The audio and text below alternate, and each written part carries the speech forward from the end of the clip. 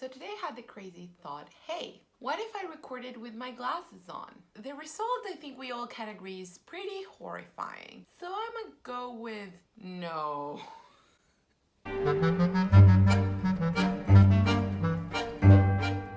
Hello everybody, I'm Roxy, this is Working BS, and today I bring you a good old book haul. There's no particular reason. These are all books that arrived way too late. They are all books that I bought last year and finally arrived here a couple weeks ago actually. It took months. Some of these books I ordered in August or September, and then some other I ordered in December, and all came together. That's ridiculous. I made an Insta story about it, but I never made a haul. And actually these are not all the books because some of them are already at my apartment. But because yesterday, as of the day of filming, I got a very special book delivery that I'm going to leave for the end of the video. I thought, hey, why don't I make a video about that? And then I thought, well, as long as I'm showing books to you, why not just, yeah. I want to read these all soon. Some of them are higher priority than others for many reasons. I'm thinking April might be a month where I catch up with books that I'm halfway through, and at the same time I read those books that came. I have a lot of essay collections. I have Pulphead essays by John Jeremiah Sullivan, and these are supposed to be about pop culture. I got this recommendation of LitHub's best essay collections of the decade, I think. I don't know, but I got it off Ellis, and I'm always looking for good essay collections, especially those that really take pop culture or literature or music or any artistic endeavor and dissect it in a fun, engaging way. And speaking of that, I also have The Poet at the Piano, Portraits of Writers, Filmmakers, Playwrights, and Other Artists at Work by Michiko Kakutani. She has been on a lot of lists lately because she just released Libris, I think, which is a compilation of her reviews for one of the very important review magazines. She's an absolute legend, but actually I have never read her, so I'm very interested. I also have The Bullfighter Checks Her Makeup, My Encounters with Extraordinary People by Susan Orlean, and she is the author of the library book, which is supposed to be amazing. I absolutely want to read it. However, I wanted to read this first because it's profiles, and profiles are something I'm very interested in nowadays. Another essay on the art of writing and art making is Magic Hours, Essays on Creators and Creation by Tom Bissel. This was also on that list, I think. And I am looking forward to this, but I must say, when I saw the index in person, I felt it was a little more highly specific than I anticipated. So we'll see how that goes. But if it's good, I know I'll love it. One more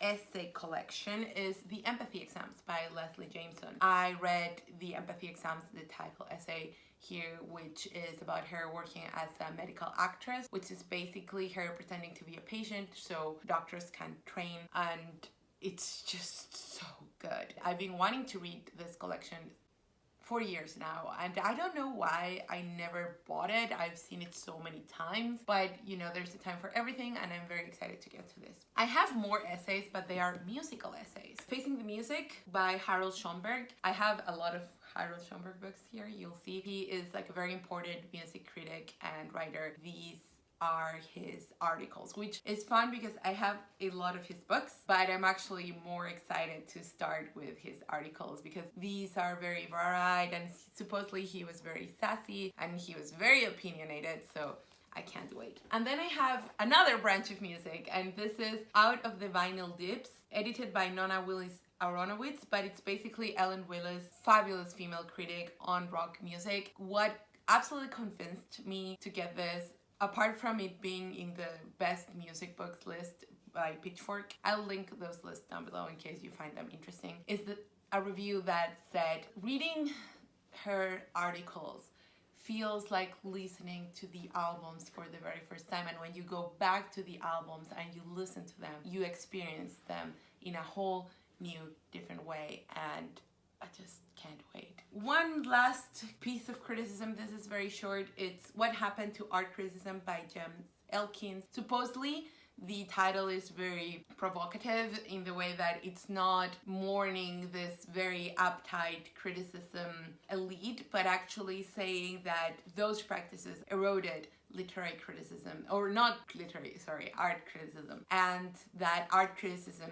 and criticism in general can actually make us enjoy life more, which is something I completely subscribe to. So I'm very interested to see what he has to say about it. Now, music books. I have more. I do have more. The Schonberg books. So I have The Great Pianists from Mozart to the present. But of course the present is not this present. This originally came out in the late 60s, and then the second edition was in the 80s. So, you know, a lot of pianists have emerged since then, but I'm still very excited to get to this. I just love reading about great players, not only for the gossip factor, although it must be said it is a factor, but also because when the musicians themselves or the biographies describe what makes these musicians so great, you learn so much about music and how they understand it. Oh, it's so good. And on that vein, I also have The Great Conductors. I got the best cover, which is nice. What can I say? Conductors are an interesting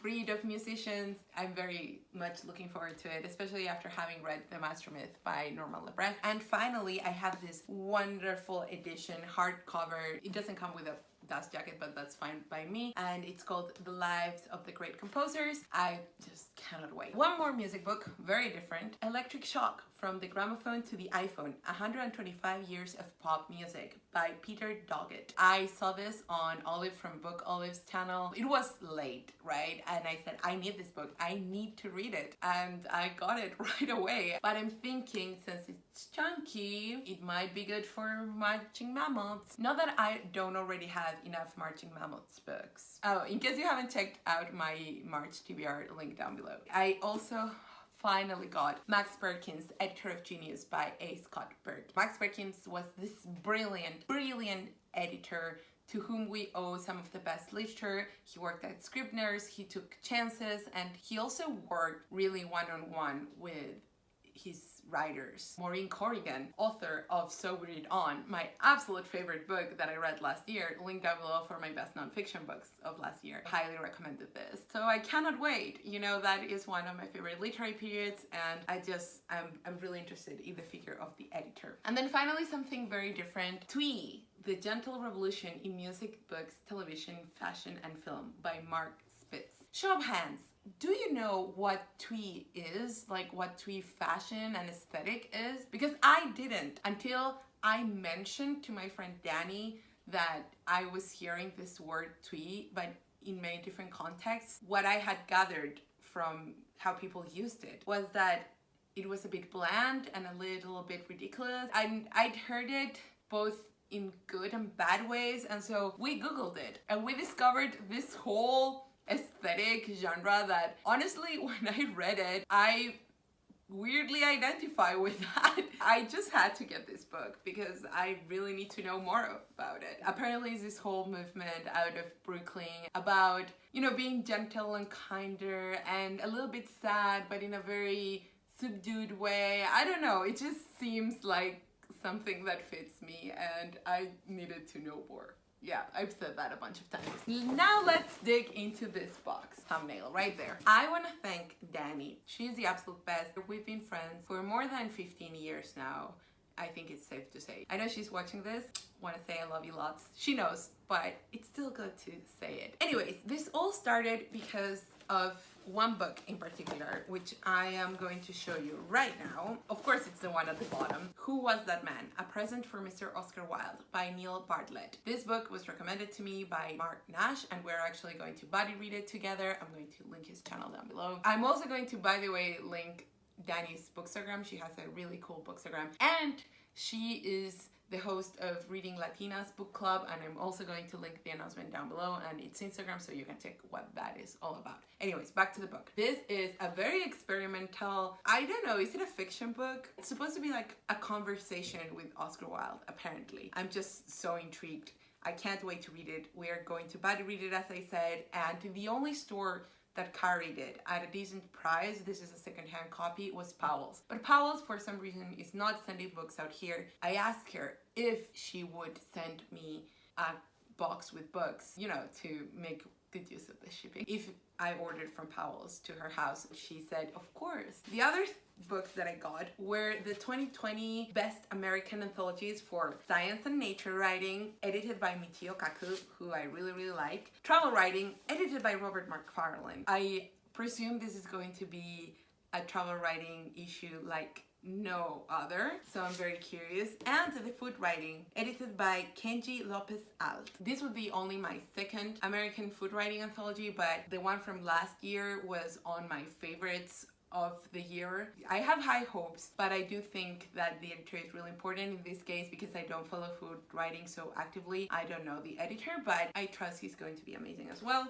And then I also have the Posthumous Memoirs of Bras Cubas by Machado de Assis, which is a Brazilian classic. You've probably seen it making the rounds on Classics Booktube. It is having kind of a revival with this new edition. This is the March pick for the Reading Latinas book club, so I'm definitely going to be reading this. I would have loved to read this in Spanish, to be quite honest, but it's impossible to find. Plus the cover is so nice, and I really do like Penguin Black Spine editions that I told Danny, you know what, I don't care, send it over and yeah, I'll read it in English, it's fine. And finally, Danny sent me a present, and it's this little book of Oscar Wilde epigrams. It's called The Little Book of Oscar Wilde in His Own Words. Look, and it's divided into like themes, and it has this beautiful design. So that was all. Have you read any of these books? Do you have interest in reading any of these books? If you like this video, please give it a thumbs up, please subscribe, comment, and follow me on all my other social media, link down below.